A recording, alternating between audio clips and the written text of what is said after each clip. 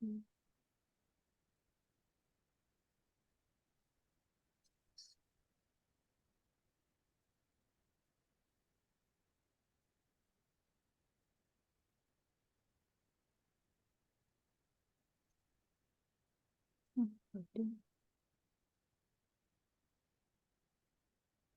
can you hear me? Hi, Hey, hi. hello. I'm just setting up. I'll be right there. Okay. Okay. I'm just trying to figure out my webcam. Let me see. I mean, I have one on my laptop, but the quality is not as good. So I was trying to see if I could figure out how to. Oh, okay. Yeah, because I Well, think you have time, and as I said, it's a small group, so mm, they'll they'll be forgiving if it takes you a little while to get on. They're friendly. Okay. they don't bite. No, not at all. Huh. Actually, I'm not sure. I think one might come late. Okay. I'm not sure um, how it's going to work. I think since they found out that we're recording, they Mm. decided to watch it whenever they want. You know, Yeah, it's also in the middle of the day, so I feel right. like Right. And I was wondering that about you too, because you're working, right? yeah, I am. So and actually that was like when you said for December, I was like, oh, that's perfect because we are kind of winding down a bit more um Oh, in December, so I just kind of have a bit more flexibility. okay. Well, I'm Um glad about that. yeah, so like and I'm really glad you emailed me because I think we said this like a few months ago, and so it kind of completely slipped my mind until you emailed me. I was like, oh right. Right. I know that's very easy to happen, especially since we usually say that we do this every other week Uh-huh. or twice a month. But the thing is, with the holidays, it changes the schedule. So it's Yeah. hard to judge, even for us. Sometimes we don't remember. But it's not that we don't remember we're doing this, but we don't remember oh, there you are. Ah, yes, I realized it was a very basic thing that, of course, being, tech challenged, I cannot figure it out. Tech challenge. Like, Oh boy, let's see. I have a little problem too with the lighting in this particular. Oh, On one side, there's lots of sunlight coming in, yeah. which makes it so that I can't see anything and no one can see me. And and on this side, it's a little dark. Let me see if I can light up a little bit. Okay, that's a little bit better. Yeah, but so are you based in Seattle? Yes, I am now, but you're in my hometown. In New York? Yes, I'm originally from New York, which everyone teases me about my accent here. But I don't think I have such a New York accent, but they do. And let's see, I lived in Connecticut for a long time hmm to raise my son, and Boulder, Colorado, a couple of years, and Seattle even 1 year, a while ago, decades ago, and Silver Spring, Maryland. Oh, and how can I forget Boston? I lived around Boston. I lived in Lexington, Mass, and I Oh, was teaching at Emerson College there. Here. um, Hi, Tamara. Good morning. Good I morning. Jane, this is Tamarah Rockwood. It's nice to meet you. I've loved your book enormously. oh, thank you. Thanks so much. The Yeah. Verifiers. You got to read that or the story? No, I just the story. Yeah. Okay, I started the Verifiers, and it's not that I don't want to finish it. I just didn't have time to do it before today, Oh but I yeah, no, definitely am going to finish. when you said it, you had started reading it, I think a week ago, I was like, oh yeah, of course. It's very different from the short stories, I think. No kidding. Yeah. And it's in one of my favorite genres. It's a detective story, sort of. Sort of. It did It's not. I did making not. believe it's a detective story. Hi, Stephanie. Hi, good morning. Hi. I don't We're know how to. I never know how to do this. How to minimize. I see.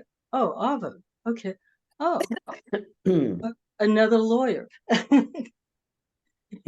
Hello. Hello. Hi, Jane. Hi, everyone. Hi. Hello. Yeah, when I was reading on the calendar the bio of Jane, I thought, wow, this is another Ava. But only that I don't have anything Well. published. Yes, Ava, well, you can say who you are. You're a lawyer. Right. So, unlike Jane, I don't know, is English your native language? English is my native language. Yeah. Yeah, you're from Singapore. So Yeah. I'm from mainland, and actually I went law school and had law degree and in China already, and I was teaching. But then I got this scholarship from Harvard, and then came to Boston in the US and got another 2 law degrees, and Oh then wow, that's a lot of yeah, law degrees. went from there and work in New York City. I don't know whether you heard of Simpson Thatcher. Oh yeah, yeah. I used to work Oh. at Cleary Gottlieb. So Right. yeah. So I worked there for 3 years before my husband and I moved to Seattle. So now I started doing corporate finance and all that big merger and acquisitions, Yeah. knowing nothing about real life. So now I'm doing employment law, has some basic human touch Oh yes. with Yeah. daily life. So yeah, now we settled in Seattle, and I've been working with Carr, Tuttle and Campbell. That's a local law firm in Seattle. Yeah, and focus on employment and business immigration. Okay. Yeah, that sounds very different from kind of the big corporate stuff. Right, And she's totally also different. writing. She should say that. Right. So now, because I've been in this legal field and writing legal stuff for so long, and actually, when I was a kid, I do have this interest for art, for dance, for literature, all that. My mom said, okay, I have an older brother. Brother should go for science as top as he can. You should go to non-science, but not dance, not art, something in non-science, but also not art. Yeah. So law is all philosophy or psychology. So I chose law, and never had the chance to really read more or write or to begin to write anything until I joined the Rainier Club. And we have this writers group, and I started to write. So now I have written a few short stories. They are fiction, uh, short fictions, and a few poems. But not novel, not like a Tamarah or you here, or Sharyn or Dr. Johnson. They are all, you know, I still have a long way to catch. You But don't have to catch up with anyone. Just write whatever you need to do. right, You don't need to catch up. Hi, Chuck. Jane, this is yeah. Charles Johnson. Charles Johnson is also in the anthology, Hmm. and we call him Chuck. Okay. Well, some of us do. Some of us are still formal about it. Right. In my firm, we have a Charles, and we call him Chuck. Yes. Yes. Mhm. Chuck, I don't know if is your or is your sound on? I can hear you. Can you hear Oh, me? okay, now I can. Yes. Okay. Okay. Okay, why don't we get started? I don't know, is this a work day for you, Jane? I just want to make sure we know. It is, but I, put a 2 p.m. meeting on my calendar. So which Okay, is which is this. Yeah, yeah. But I was just telling Sharyn, so I am still unfortunately maybe a corporate lawyer. But given that it's December, things are winding down a bit. And mhm. I do have a fair amount of flexibility. Okay, I just wanted to know what My kind of schedule. time we're working with, because occasionally, not always, but occasionally we go a little bit over, especially since we're starting about 5 minutes late. Okay.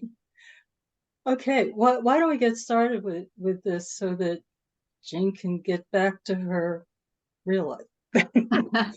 Oh, I wish this could be my life all the time, but I know, I know. I know exactly what you're saying. yeah. Okay, a little bit about Jane. I think we talked about, Jane was born and grew up in Singapore. When she came here, she earned a BA, a JD, and an MFA. Her debut novel, The Verifiers, came out last year. It was a New York Times Editor's Choice, an Indie Next, and Library Reads pick, a Good Morning America recommendation, and a phenomenal book club selection. If there's any indication of the version I have, it was also a Book of the Month club selection. Oh yeah, you have the Yes, special hardcover version. right, Yeah. right. I think there might be some sequels in the works. Maybe you can talk about that. Sure, yeah. Okay. Her short fiction has appeared in the 2020 and 2021 editions of the Best American Short Stories. And of course, What's Next? She currently lives in New York, where she works as a lawyer at a global investment company. That's right? Okay. Jane, why don't you say something about your work? Sure. Well, first of all, I want to say thank you for setting this up and for inviting me to be part of the anthology, and then also, to speak with all of you. And thank you to everyone for dialing in. I know it's the middle of the day and everyone has a lot going on, so I really appreciate it. I think as a debut novelist, it's still like a real thrill that people actually want to kind of hear me talk about my work, as opposed to being like, okay, moving on. So it's still pretty like fresh and exciting. So I thought that I would just talk a bit about this story, the short story that is in the anthology, and how I came to think about it and write it, and how it turned out the way it did. Because I think one thing that one of the coolest things that I find about writing, and this happens for me both with short stories and novels as well, is that you start out with one thing, and then as you're writing, like all this other stuff comes along, and somehow by the end of it you realize that it has all fit together. And I like to think that it's my subconscious at work that's like kind of putting the pieces together, and then I only realize it at the end. But that was kind of what happened with this short story.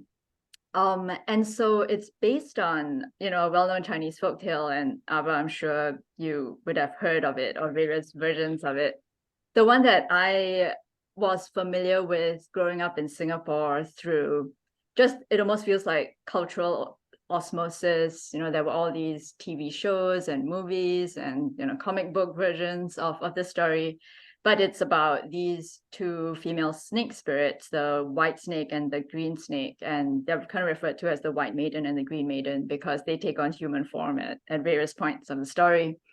I think the gist of it is that the white maiden falls in love with a human man, and then she ends up bearing his child. And then at a certain point, she gets imprisoned by a Buddhist monk in a pagoda, where she stays for some, indeterminate period of time. The green maiden ends up kind of defeating the Buddhist monk, in some kind of magical fight. Frees the white maiden, and then she goes off to her human life with her husband and her son. And like I said, there are kind of variations on that, and because it's like, I feel like just thinking about it, just the dynamics of the different characters, there's a lot, I think, that one could explore. And so I think that's why it's also just been a really fertile source of inspiration for various kind of, like creative mediums. And so I guess, from my perspective, when I first thought about this story, I thought of it as a story about the ending of a relationship. Because I always felt like, well, like White Maiden and Green Maiden spend all this time together for like a really long time. I did not find it that convincing that then she would just randomly fall in love with a human man and then, go off, and that was the end of it. And so, I was just kind of like, what if it was that, like they were both in love for a long time, but then there came a point when they just wanted different things, like the way it is with any relationship that ends. And what if, one person just kind of had a really hard time moving on, so much so that she kind of spends the next 600 years trying to process things, which works for her because she's effectively immortal. And so that was kind of the genesis of the story. I was like, what if it was the White Maiden and the Green Maiden, and it was the end of their relationship, and they both chose different paths? And you kind of get the perspective of the Green Maiden, who is always seen as the sidekick in, like the traditional versions of the story. And you kind of see how she deals with the White Maiden leaving. And then, as I thought about it, another aspect that I think really interested me was this idea that, after you lose someone, what can you still retain of them? And I think today, especially with technology, like you can actually retain a lot. Like, for instance, I was just reading this article the other day about how now people are creating AI personalities of deceased people. So essentially kind of like feeding like the computer algorithms hours of interviews that the person has recorded while they're still alive, like text, things that they have written, their words, so that you can kind of preserve some version of this person even after they're gone.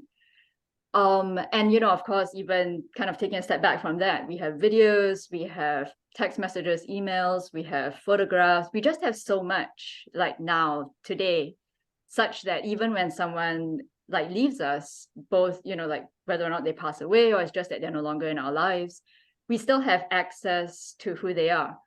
And I kind of thought about, what if like this did not used to be the case in the past, and just imagining having someone you love leave, like the way that it happens in the story, and you have nothing of them, like nothing at all, like and so I think that is where the painting comes in, and that's why it's so important to the Green Maiden in the story. It's because that is the only thing that, and the White Maiden's children and grandchildren and so on, those are the only things that she still has of the person that she loved.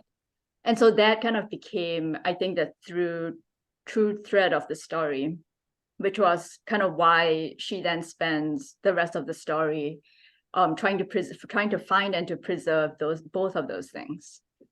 So then that was kind of where I started. And then, as I was writing it, I was also reading up a lot on Chinese history. There's a lot of Chinese history to read up on, obviously. And this was for kind of other projects that I was working on at the time. And I think I ended up reading up a bit on the Ming dynasty and then the Qing dynasty, which was the final imperial dynasty before the 1911 revolution.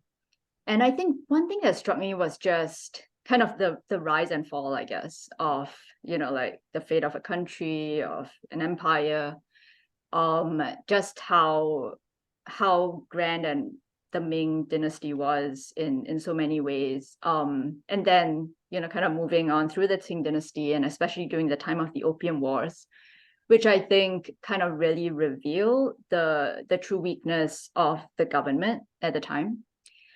And I mean, it just kind of raises a lot of emotions, I think, to think about just like how much impact a government's actions can have on its people. And I think especially in a country like China, which has always been very populous and like very large, I think there's always been a bit of a tendency for the focus to concentrate on the elites and, for the peasants to be viewed as a bit kind of like almost dispensable because there's just, so many of them. And I think what really struck me, especially when reading about the events leading up to the Opium Wars, was how at a certain point, I mean, I think the government was pretty corrupt and inept, and it was almost like staggeringly so. And then to have, after that, the Western colonial powers come in and kind of, be even worse, because they did not even have any semblance of responsibility to China or to the Chinese people. Like, they were just there to get what they could, and then, like, for themselves. And so I think it was just kind of reading about the exploitation by the colonial powers, and then reading about the exploitation by China's own government. And it was just like, I kind of felt like I wanted to put that into the story in some way. And so, the painting also ended up serving as a frame, pun unintended, to be able to narrate those stories, because it kind of provides for the Green Maiden to move through China and eventually even outside of China. And in doing so, to kind of relate what the historical events of the time were. And also, I thought the nice thing about having her as an observer and as a narrator is that, obviously, we puny humans cannot live for however long, like hundreds of years. So whatever we experience at any one time, it's just that particular era. But then a character like her could see how glorious the Chinese empire was at a certain point. And she could also see, how that could change so completely, and how, by 1911, like, it was just a shell of what it had once been. And so I thought that hers was a really interesting perspective to portray all of this through. Then I think the third layer of this, which again was unexpected, and when I realized what was happening, I was like, oh, this is pretty fun, is having real life historical writers within the story itself. And the reason why I started doing that was actually because I was like, okay, I'm writing this story in English for a Western audience. They're going to have no idea who this white snake is and green snake is, and they're just going to find the whole thing really weird. So I was like, well, to get around that, let me have the Green Maiden actually meet the actual historical author of that story and tell him that story. And then through that device, you can also see how an original story ends up changing over time, like based on who tells it and how they interpret it. And so I did that in the story.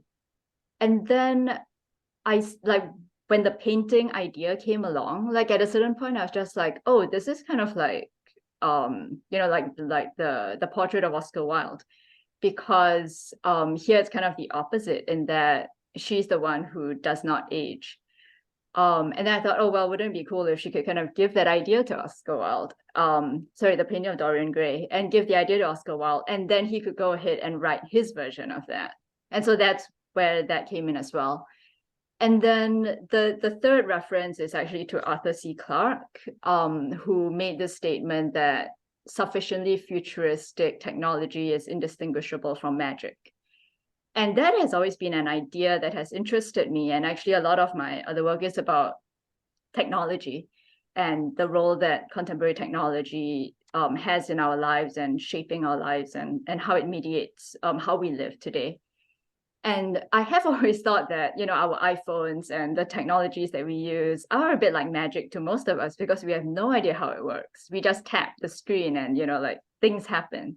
We transfer money, we order food, we can live our whole lives by just kind of, moving our fingers around on the screen. And so I thought that would be an observation that someone who is actually magical would make. And so I thought, it'd be funny if she was the one who gave that idea to Arthur C. Clarke. And then, he becomes well known for making that statement.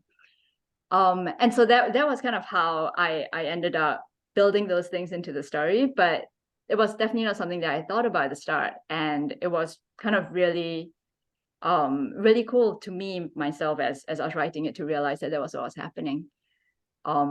Yeah, so you know, at the end of the day, I feel like this is a story about love and about kind of both change and at the same time a kind of enduring consistency, because even though the external events have changed so much, like over the course, the time frame of the story, I think from the Green Snake's perspective, there have only been a few things that have really mattered.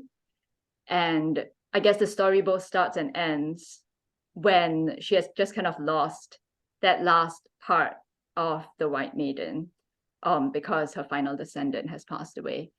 And so I guess it felt like again, I didn't start out thinking that the story would begin and end in the present, but you know, it like the idea that history is circular as well. And so I realized that, you know, at the end of the day, for a story there was so much about history, there was a certain kind of satisfaction in, at the end of the day, ending the story exactly where it had begun. So yeah. Where do we start? One thing I just want to ask you, I felt that the story was going in more of a spiral than a circle, because yeah, it does wind up back with the love story, but we've gone through a lot to get. So it seems more like a spiral to me than a circle. I don't know. It's just the way I read it. But there are so many levels here. Stephanie. Yeah, I have a question because I didn't see that she fell in love. I think she decided in the book and the story that she wanted to have a child. Had nothing to, she didn't even identify the man yet, from my understanding. She did the calculation to find out. But she, and so the real, if there is love in the story, it seems to me, it's between the green and the white maidens, because she didn't really love the man. She wanted to have a child. This was a decision she made, which I thought was interesting, that she wanted to become human. And then in terms of the other thing that I wondered, in terms of Buddhism, did she reach nirvana? Because she doesn't ever reincarnate in any other form of life, that the two of them would eventually meet up somehow. And that I wondered about that. And then the other thing at the very end of the book, the story, I loved it, by the way, it was fascinating. But the other question is, at the very end, after 600 years, now she's really alone. Yeah. As the title go, what's next?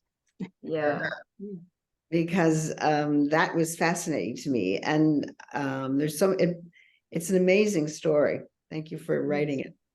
Oh, thank you so much. Yeah. So I will say that was how I thought about, you know, what you said about the relationship. That was how I thought about it. It was just that the Green Maiden and the White Maiden were in love. And then at a certain point, the White Maiden realized that she wanted something that the Green Maiden couldn't give her, which was a child.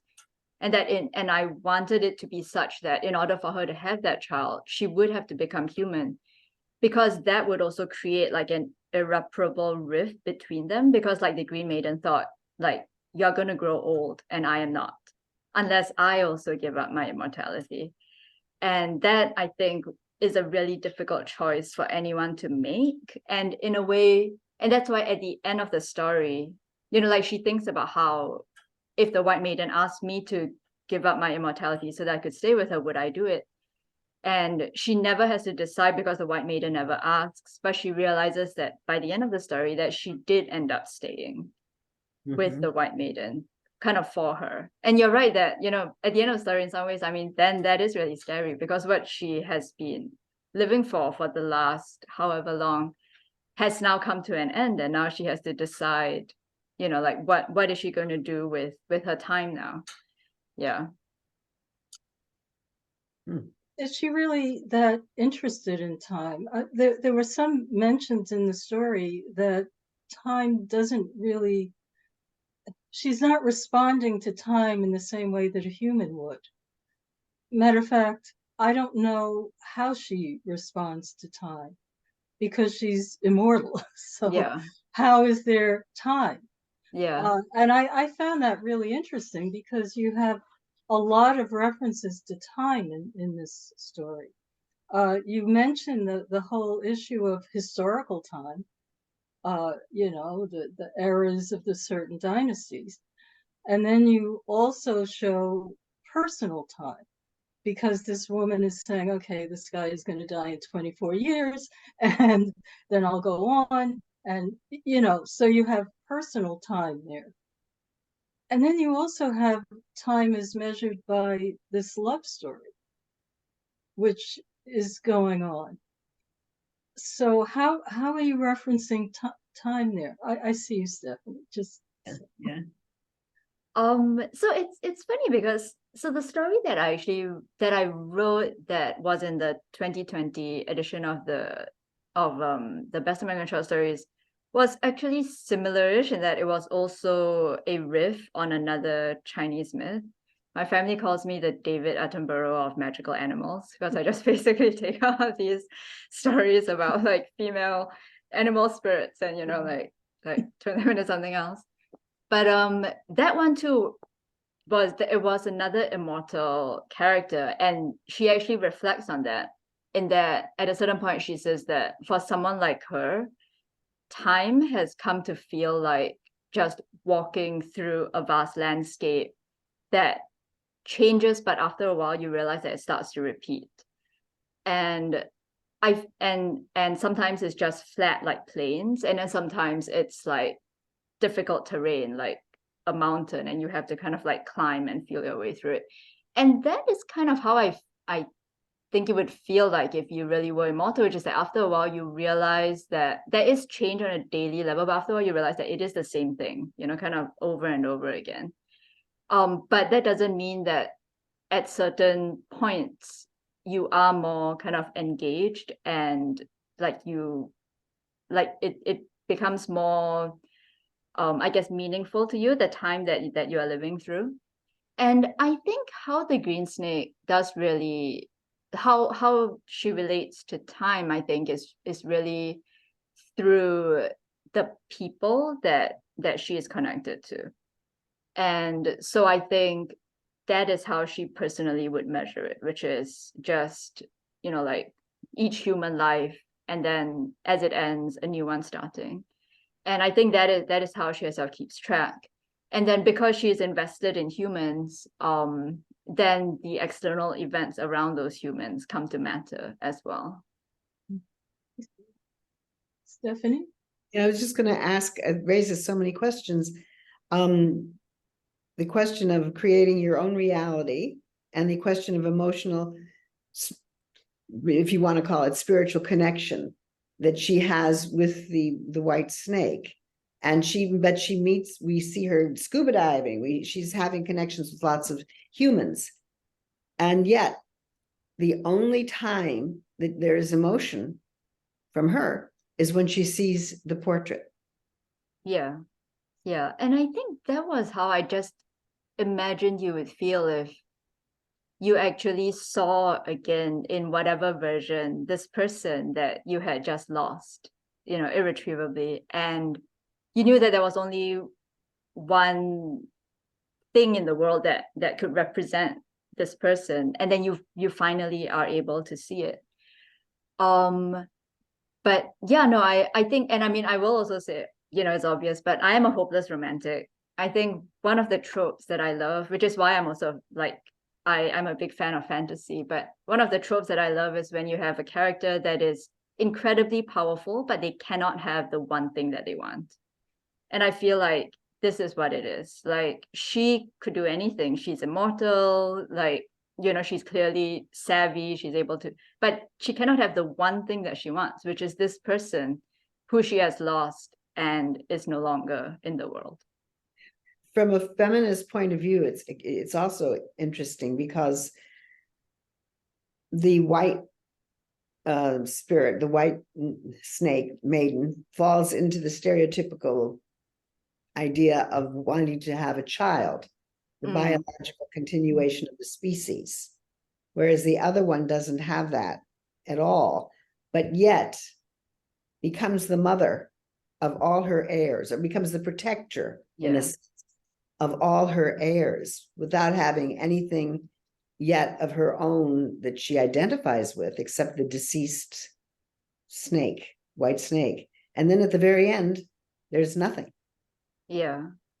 I think that's fascinating. And then the fighting with the Buddhist monks who wanted to have her reincarnate as a pliant, subservient female. Yeah. Yeah. Yeah. And Elaborate on the feminism aspects in this, or is there, or am I just picking this up? well, I think that was, a bit of a snide reference, but I think it was because one thing that I realized, and one thing which was why I wanted to rewrite these stories as well, was that I realized that like the story that I had previously written was about these three I guess female demon spirits who essentially were responsible for the fall of the Shang dynasty, like in a myth. And then you have this story about kind of the original version of the story being women who men try to control, and then at the end of the day, even though like they are freed, it is, at least for the white snake, the white maiden, it is for her to have this conventional life where her purpose is to bear children and live with her husband. And I always felt like these were stories about women, like the women were the protagonists, but they were not, the stories were not being told from their perspective.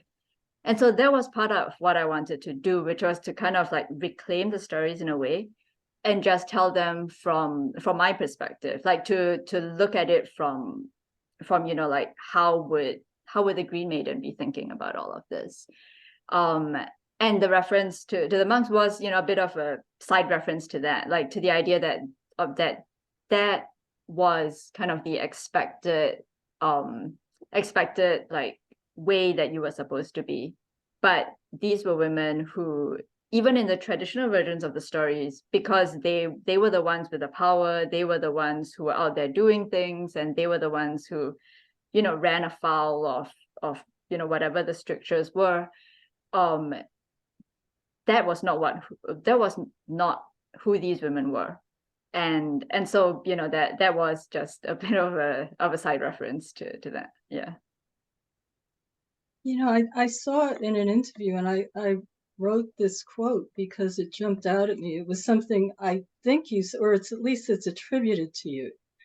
I don't always know if that's what an interview in print is, your direct quote, but it says that you said, in a sense, all the decisions we make are a function of the structures around us. What does freedom actually mean then? And can you answer your own question? I'm trying to remember when I might have said that.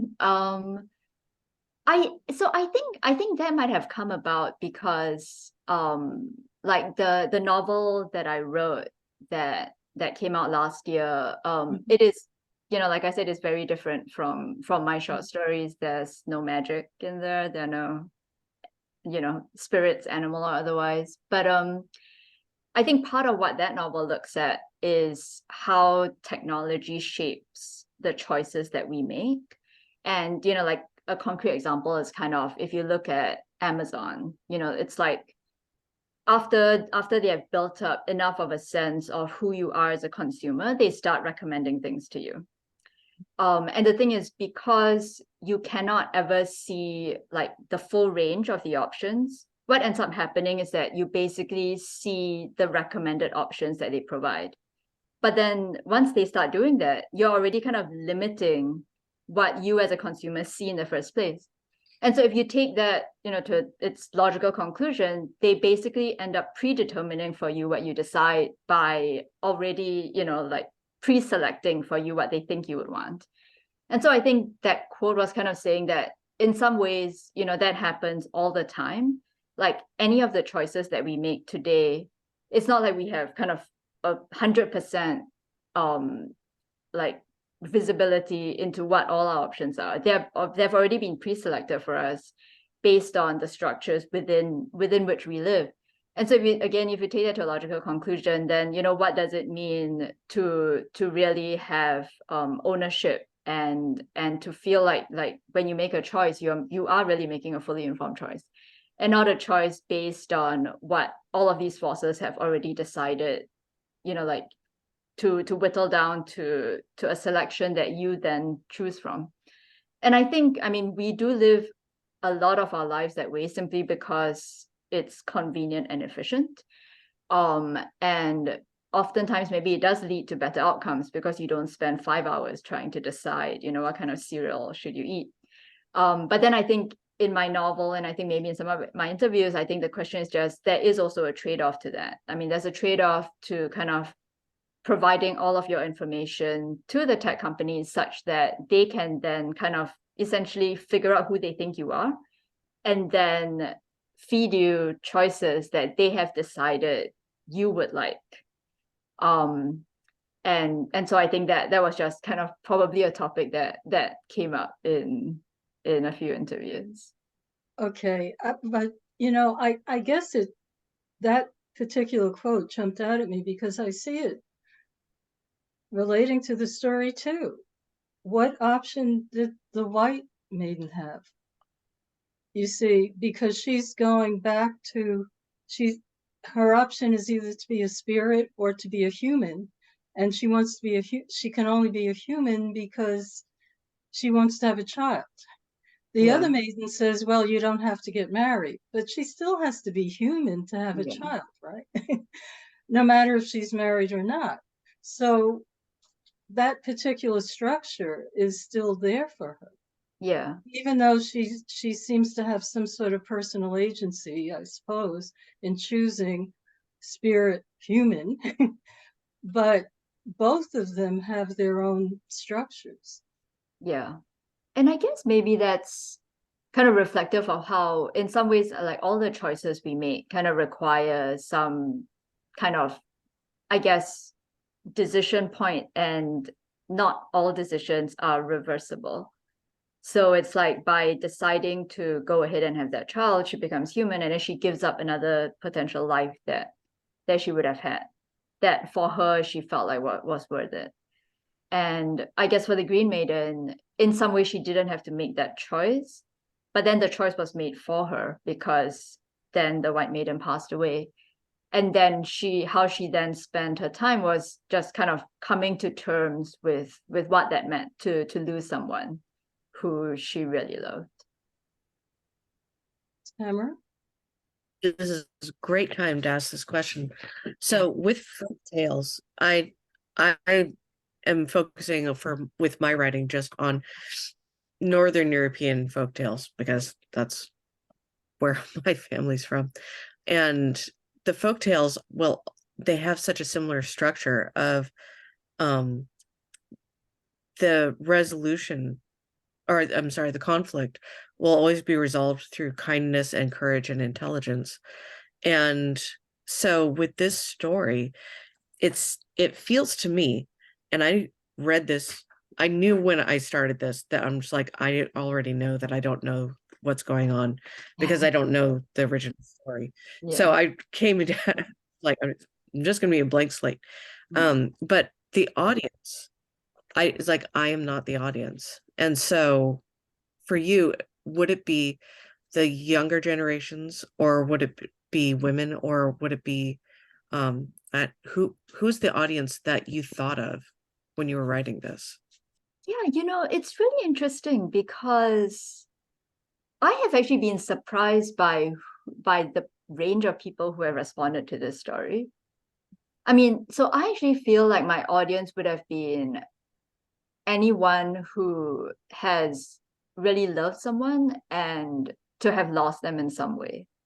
Because then I feel like you can really identify with what the Green Maiden is going through, and just kind of, you know, like what happens afterwards, like what happens after the relationship is over, after the person has left, after the person has passed away. How do you deal with that? And, you know, unfortunately for her, she has practically eternity to figure out how to deal with that. And so I think that was kind of where I started. And then I think as I went along, you know, like I said, the historical elements of the story kind of came more to the forefront for me. And then I think also maybe a secondary audience would also be people who kind of, you know, are thoughtful, have some views around just, you know, the ideas around colonialism, or not necessarily colonialism, but just how various political powers have acted, and the effects that they have had. I mean, you know, I'm from Singapore, so I have a very particular experience of British colonialism, because Singapore was like this sleepy fishing island, and then the British came in, they colonized it, they turned it into the busiest port in the world at a certain point. And then we gained independence in the 1960s, you know, and then we have been fortunate to have like a pretty economically successful development story. And so growing up, I mean, I think there was a bit of an idea that that kind of the British way was superior, because, you know, like you have a lot of, you absorb a lot of that, I think, the like colonial mentality and post-colonial mentality. And that is also why, you know, for instance, English is my first language, because I grew up reading English books, you know, like my parents were Chinese educated, but my generation and on, you know, like it's like we just grew up using English and speaking English. And then I think it's only, you know, as I got a bit older, that you do kind of see that even in a very successful colonial story like Singapore, there is obviously, you know, a lot of underlying issues with what happened. And no, I think one kind of obvious example is how during World War II, the Japanese were invading Asia.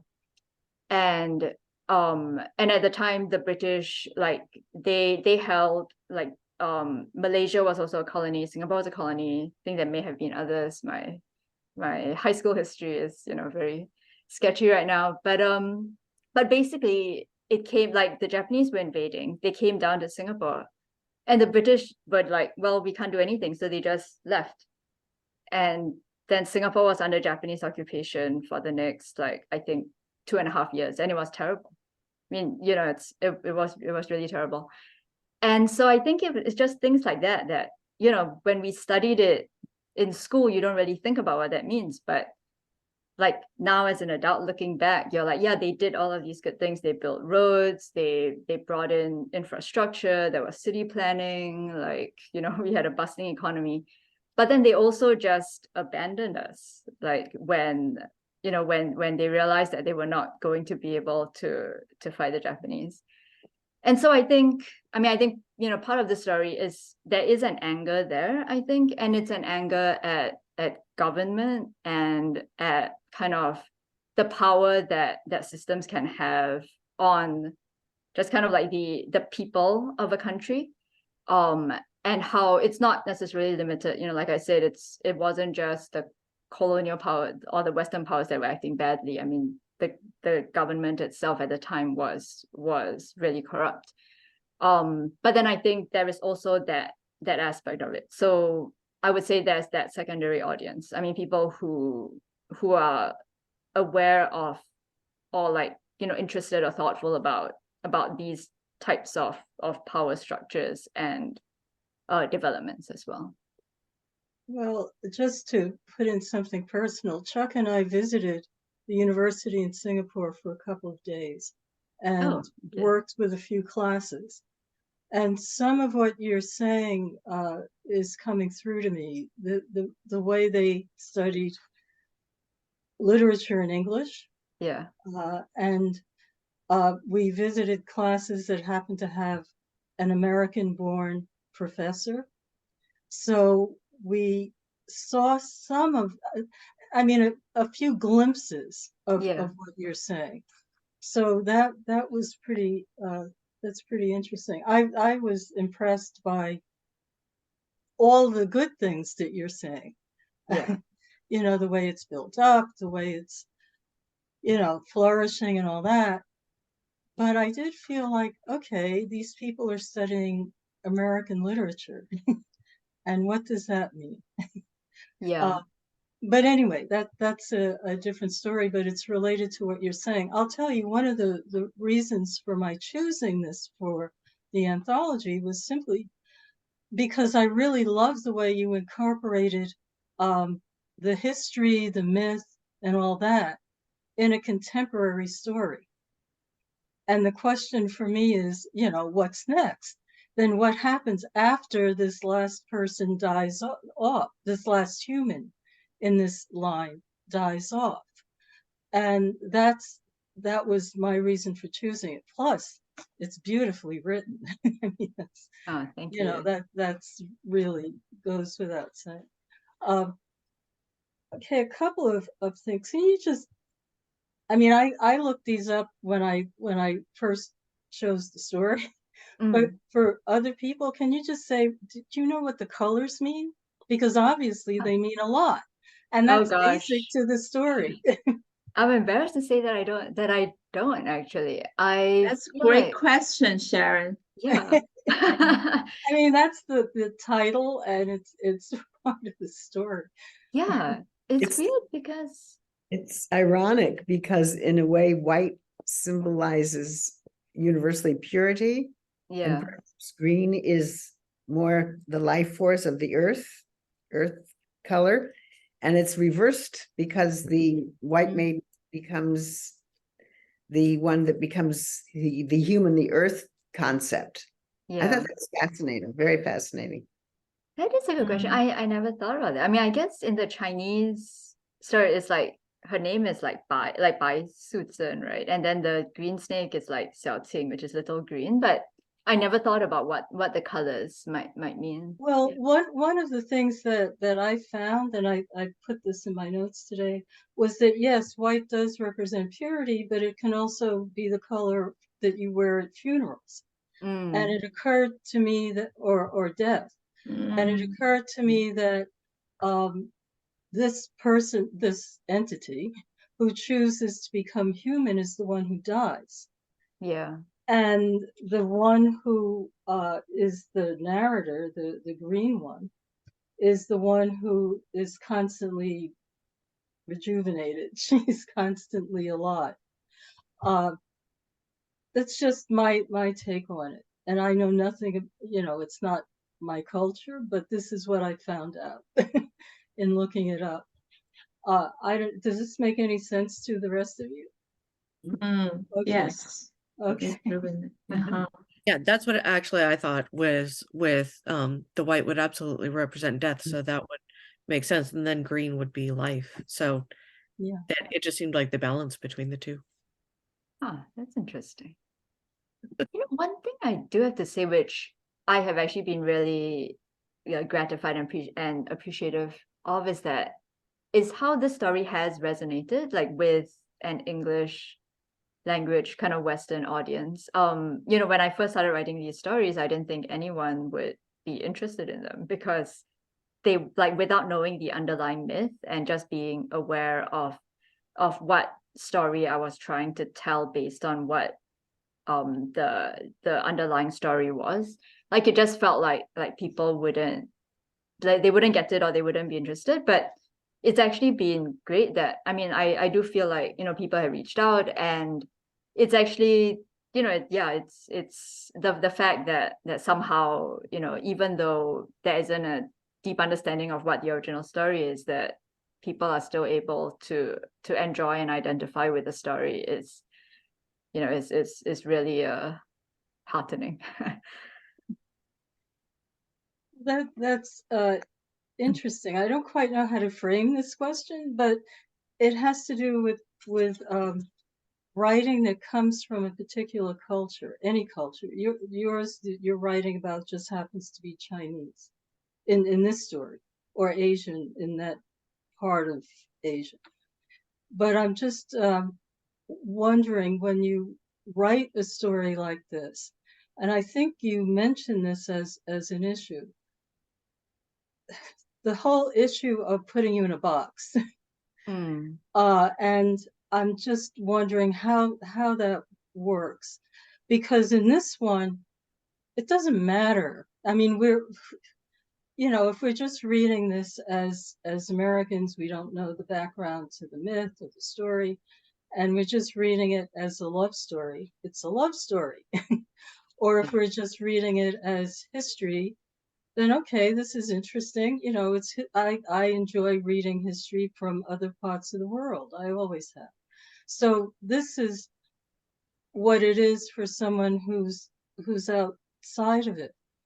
It's not focusing on the fact of the ethnicity of these people. It doesn't matter because it's really a love story, as you're saying. Yeah. And these people happen to come from a particular culture, because we all do. I mean, if you were born into some sort of a culture. So this is what it seems to me. Are you finding personally that writing even the verifiers, is that putting you personally into some sort of a category? As a writer, I think not really. I mean, I think again, also with the verifiers, it has also been really surprising in a pleasant way to see the range of people who have responded to the book. Because it's very much, like I said, it's very different from the stories because it's very contemporary. It has to do with online dating, it has to do with computer algorithms, it has to do with how we use technologies. It's set in modern day New York. But I think the responses that I've gotten, have been really, I think, across both like age and racial spectrums, and so I think again that's great that it feels like different people do respond to the work. I think I did, have a few qualms at the start, as an Asian American author, and then, of course, kind of choosing what you write about. But then I think where I've landed on that is kind of that I think what makes each writer special is if they write the thing that like only they can write. And that is kind of how I felt. I think more so with the verifiers because it's a novel length work and everything. But I did have to take a while to figure out, for instance, who my protagonist was, if they would be Asian American, if there would be there's a whole family dynamic in the book that wasn't there at the start, which is very specific to a particular kind of Asian immigrant family. And those things weren't in the book at the start. But as I was writing the book, I came to feel like all the different pieces of it, like the discussions on technology and ethics, and also this Asian American immigrant family dynamic, and the particular perspective of the protagonist, who is second generation Asian American. I felt like all of that came together in a way such that I felt like this is a story that, I mean, it sounds grandiose to say only I can write it, but that I felt like I would be able to give voice to it in a way that was unique. Whereas if I didn't integrate these different pieces of what I knew and what I experienced and people I knew and my own history and everything, it would not be as unique a work to me. And because of that, it would also be less strong a work, if that makes sense. It makes a lot of sense. I tell you, I think some people here know that I love mysteries and detective stories. So I came to it with that.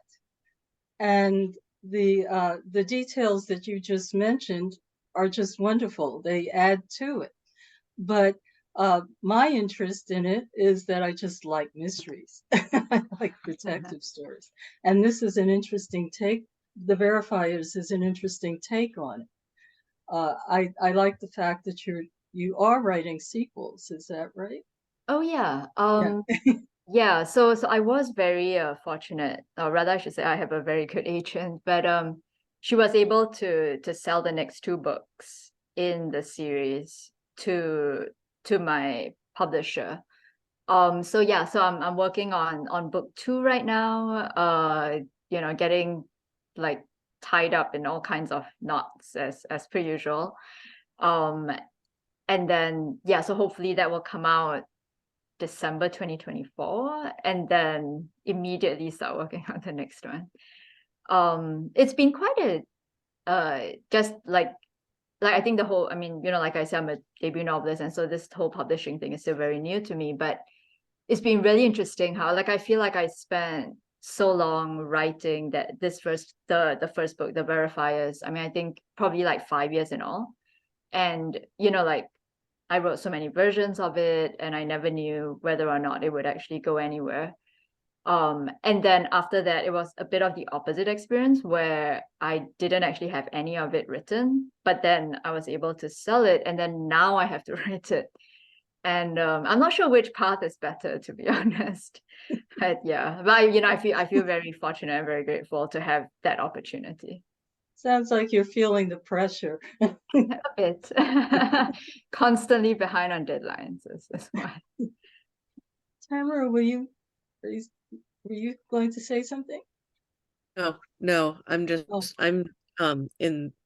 I'm relating. I'm in the middle of a book group, and we've spent the end of November and December talking with agents and publishers and how to sell and how to do your contract and everything. So I'm just like, yeah, that all sounds like what they've been telling me. And so, you know, I have, you know, enough to send to an agent right now. Yeah. I'm gonna rewrite it naturally because I can't send it because I don't know. It's a stupid idea to rewrite it, but I'm going to anyway. Because Revision is always good. I Yeah. know. But then after that, like I have another few things. Anyways, I was just relating. I'm just like, that is going to be my next 5 years, is always being behind deadlines. So I'm laughing at myself.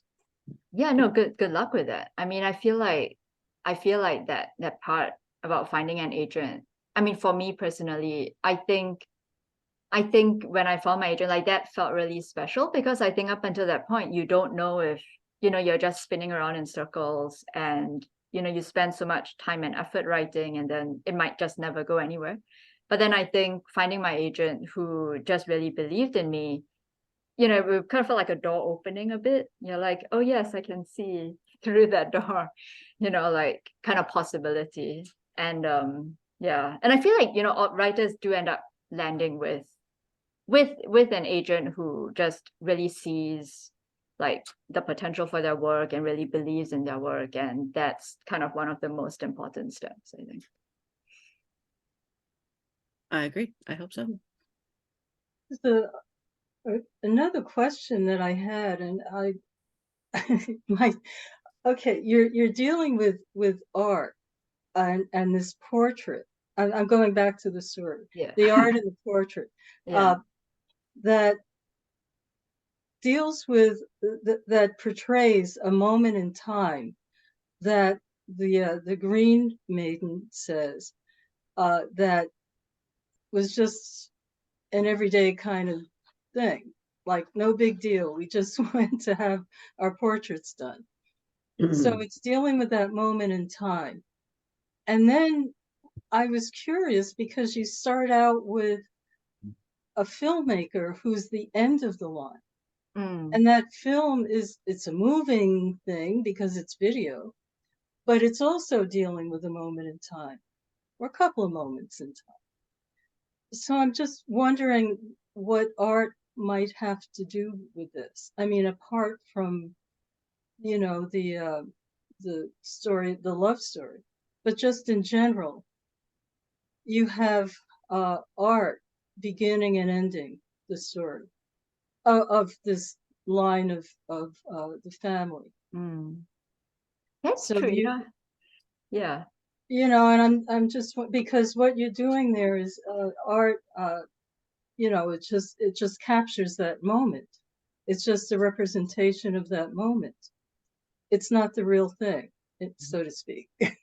Yeah. It's real in itself, but it's not the real moment. That she's going back looking for this moment in time.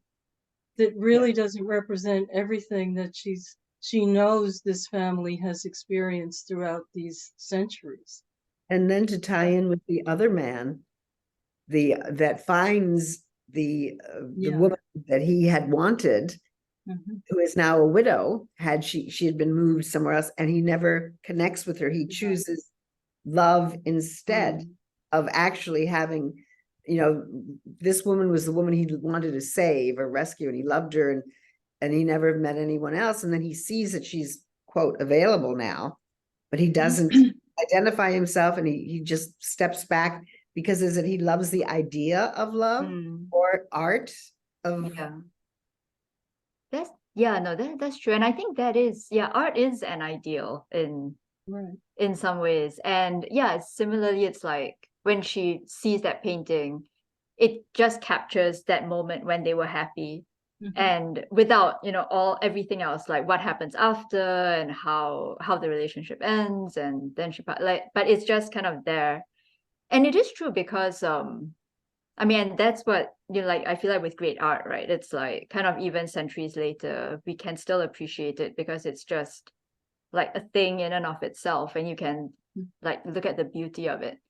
The other thing that I thought about with that particular painting was also that the idea that we kind of see all of this historical art and we put our contemporary notions of what they are. Like, when you go to any art museum and it's a work from a long time ago, we just kind of like have to extrapolate what that work meant. And I think that was also something that I kind of just wanted to sneak into the story a bit, in that clearly later generations looked at this painting and they interpreted it in a certain way, but obviously that was not kind of what actually happened, like what the true genesis of that painting was. And that is the way it will always be for us looking at any past period of history, which is that we are always extrapolating and putting our own interpretation of what happened, but we'll never know whether or not that was what really happened, and most likely it will not have been. But that actually reminded me that it was funny, but a reader actually on Instagram, he actually said that, oh, I read your story and I loved it, and he went to the British Museum to try and look for this painting. And I was like, well, it doesn't actually exist, but it was really sweet of him. I'm sorry, I have to get to another meeting, but thank you so much. I'm sorry I can't stay for the continuation of course. discussion, but it was wonderful. I really, really enjoyed your work, and I look forward to reading more. Thank you. Thanks so much. Thank you. Bye-bye. Stephanie, see you later. Okay, everybody, see you next time. Bye-bye. I apologize, but I'm being picked up. Okay. No, thank you. Thanks so much. Bye-bye. With So, that, it's interesting that the artwork is painted just, as an everyday like they put on their various clothes and they just go and sit for this, and then it's done, then it disappears, and then suddenly it winds up frozen in time in this premier museum in the world. It's really an interesting thing that you do with it. And I interpreted the filmmaker as part of that progression, part of, maybe you didn't think about it, but you start out with the filmmaker. So, it seemed that was part of the progression of a certain kind of art, visual art that's going on. I think that's very good. Very good. Ava? Like your comment that about filmmaker and what it symbolizes.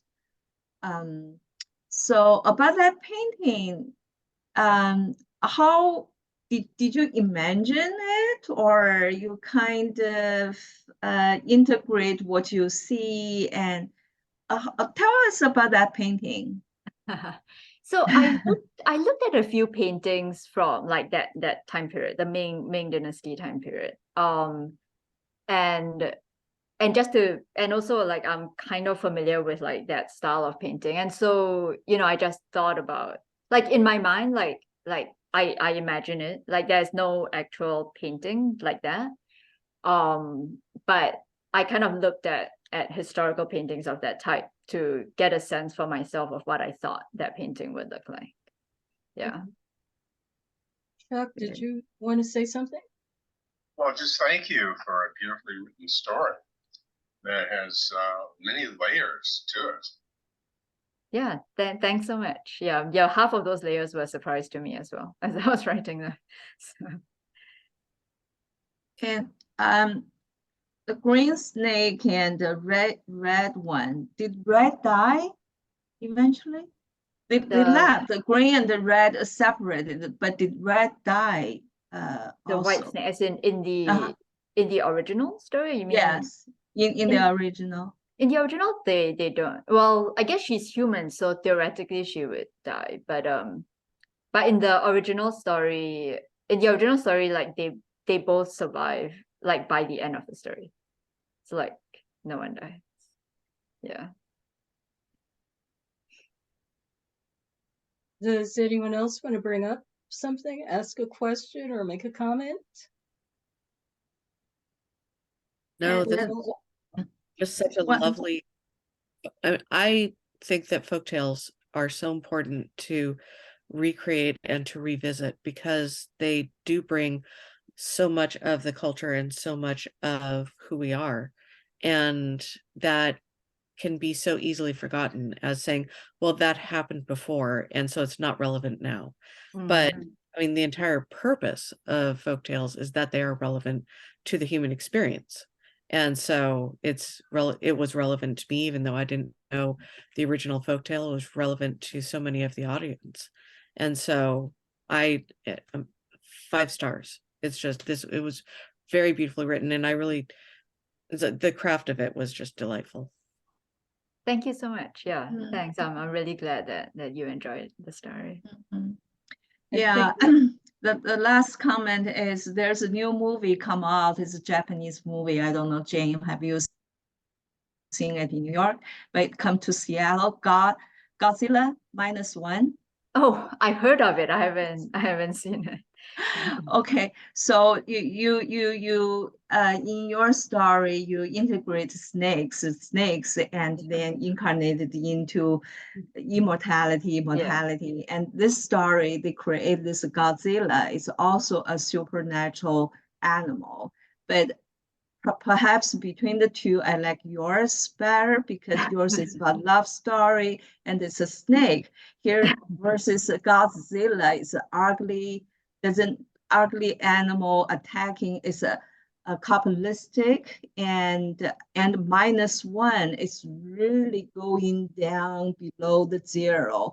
That is Japanese society history and their memory. So it is so, I mean, imagination, talking about technology and AI, that is all fantastic, full of imagination beyond what I can imagine. But the storyline and how it ends is depressing. And also they turn the history, twist the history. They turn the Japan and Japanese as a victims of World War II instead of losers or surrenders.